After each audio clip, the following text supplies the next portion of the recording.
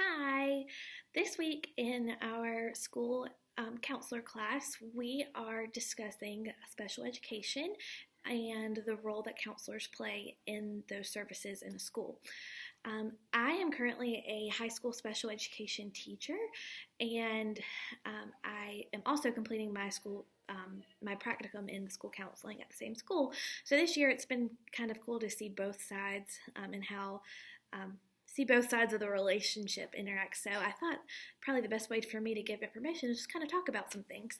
So there are three acts of law that are really important that counselors need to be aware of when working with students with disabilities and their families. First is the Americans with Disabilities Act of 1990. This is a civil rights law to prohibit discrimination against someone based on a disability in public services. Next is the Individuals with Disabilities Education Act. This is also known as IDEA. This is an educational act to provide federal financial assistance to state and local education agencies to guarantee special education and related services to students with disabilities.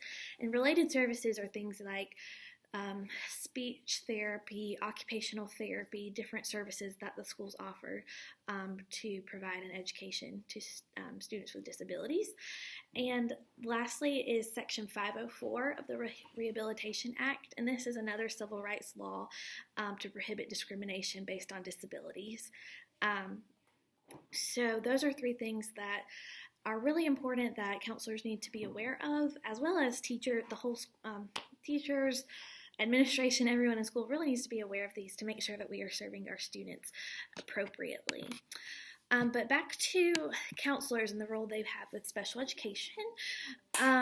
So there are two different groups of students that have a 504 plan and an IEP, which is an individualized education plan for each student.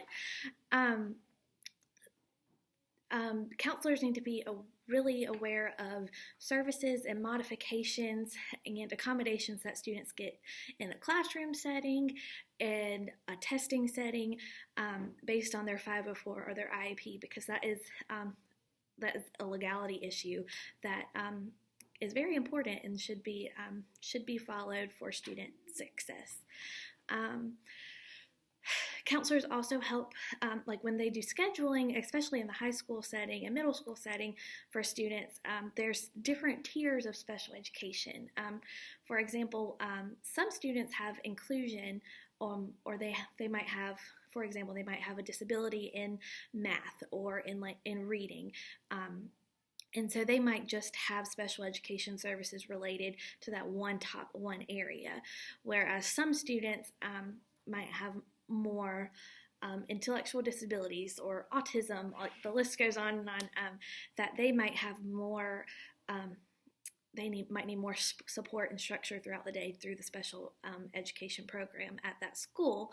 So when working with students and making schedules at the beginning of the year and middle of the year when changes are being made, it's really important to keep those in mind to make sure students are getting what they need based on their IEP or 504.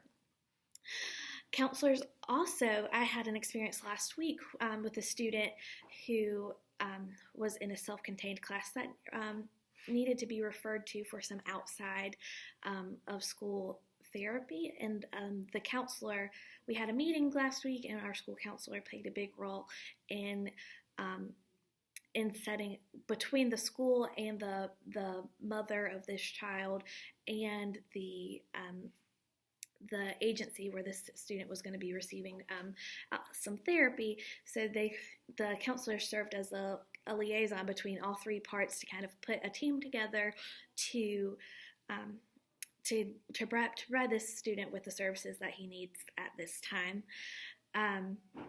So they also counselors help refer for outside services, and that's really important when working with students with special education needs, as far as all students that might come into play at some point in time.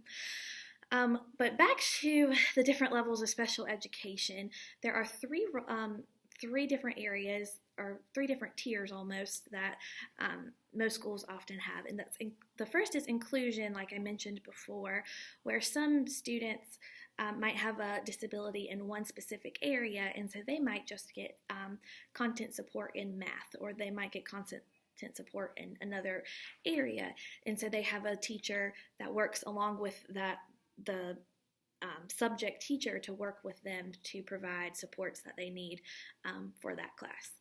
Another in the high school level is the occupational course of study. And that's actually what I teach. And so this is kind of like a middle ground. Students who need more content support in all academic areas. And these students, they still obtain a high school diploma at the end of this program, but we work more on work skills and how to apply math and reading to different daily living skills and daily work skills. So our goal is to, at the end of this program, to eventually set these kids up with a job and to help them to kind of train them throughout especially their last year of school, to work, to get the skills that they need to work in the community. And lastly is the self-contained program.